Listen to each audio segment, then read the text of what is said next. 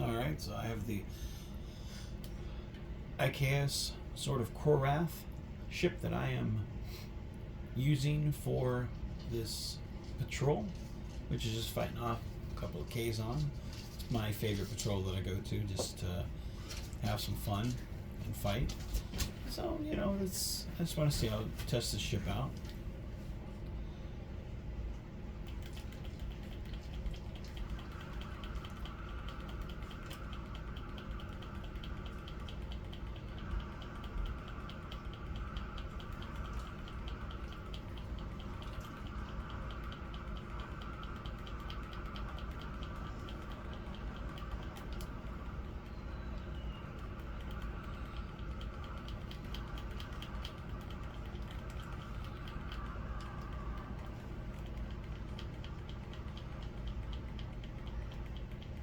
I love that cloaking device, dude. That is cool as shit.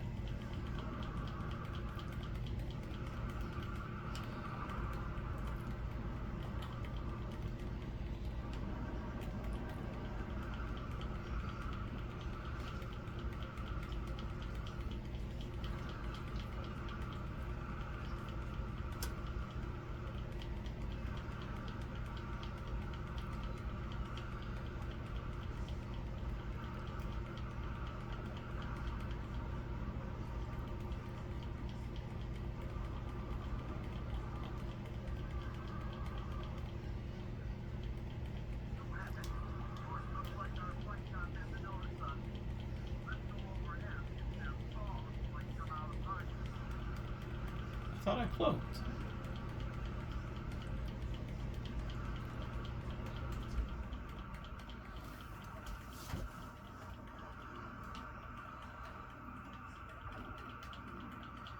So it's definitely not a T6 ship. This is a T5 ship. This is a freebie that I got with some of my cards. But when I saw that I was able to get a Klingon ship with this, I was like, I'll get this in honor of my friend Steve. Who, of course, anyone that knows me knows that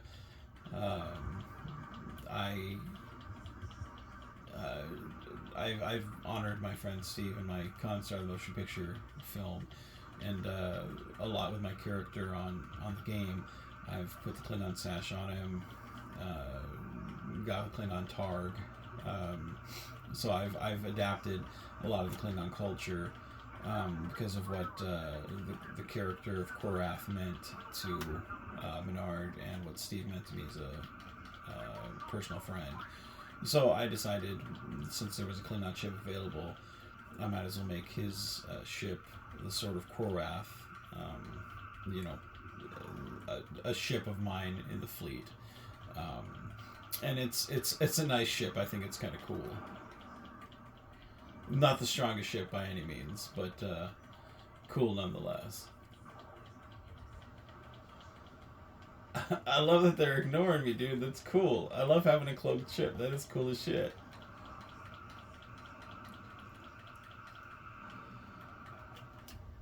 I might have to find some stronger weapons. See what should go on this bad boy. Try to make it a little more powerful. See if I can upgrade this a little bit. This is a pretty cool. This is a pretty fun ship to have. I know there was a Klingon ship in the game. I don't know if, and this is earlier in the game that I was playing. I don't know if it was this exact ship or if it was a different type of bird of prey. But it played pretty similar to this, and it was a lot of fun to play, and that was why I wanted. That was why I wanted a Klingon ship. And when it was available, I was very, very excited to have it.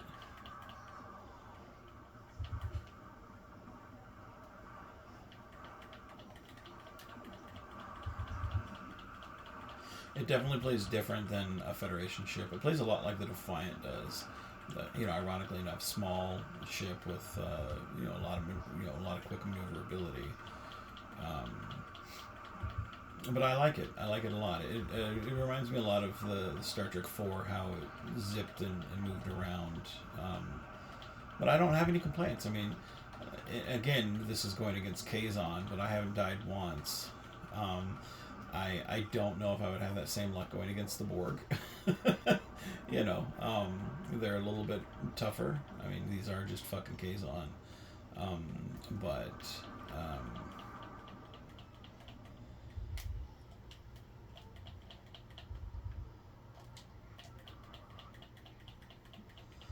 I don't know what some of these do.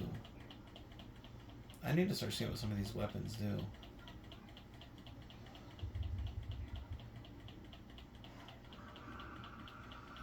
I like that the wings go down in attack mode when it starts firing. I like that. I think that's a special. I think that's a special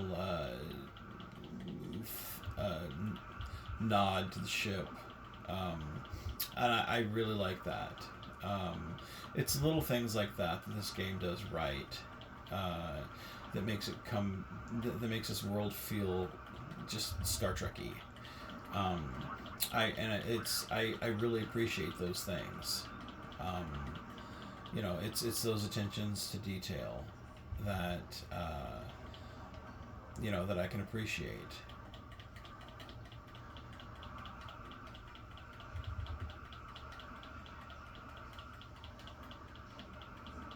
And it's probably something that if they hadn't done it, I probably wouldn't have even noticed. But the fact that they do it, I take notice, and I love that. And I noticed that the first time when I played the ship, and it was during the Klingon. I think it was during the Klingon, the Vulcan mission or the Klingon mission, whichever it was. Yeah, it was during the Klingon missions early in the game, when I was playing a Klingon ship. And it did that, and I was so impressed with that. I was like, man, if I can ever get a Klingon ship, that would be kind of cool. And like I said, that was one of the things that I was like, man, if I just want to fly this type of ship, because it was so different than the early Starfleet ship that I had. Just flying the maneuverability of it, and just see, like, just something like that where it's like, okay, we're in chill mode and we're gonna go and make the wings flatten out. And I like that. It's cool, and it's again, every ship feels different. I'm kind of excited to play the Ferengi ship and see how that plays out. I've also bought a Borg assimilator that came with a T6 pack that I bought. Or not bought, but I had gotten from the Master Keys. So I was lucky enough to see which ship I wanted, and I got a Borg assimilator. I thought the Borg assimilator was going to be the weird Borg ship from Descent Part 1 and 2. It wasn't.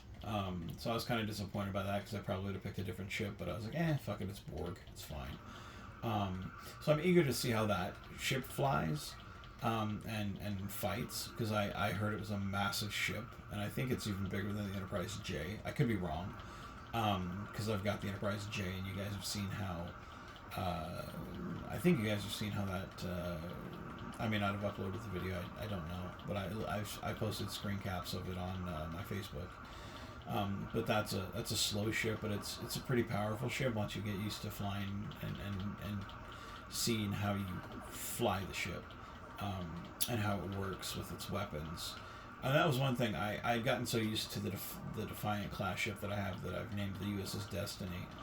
And I'd gotten so used to those weapons, the pulse cannons and everything, and having a ship directly in front of me. It took me a long time to get used to these phasers that as you can see now, that I'm using. That it took me a while to get used to those again, instead of having an enemy directly in front of me.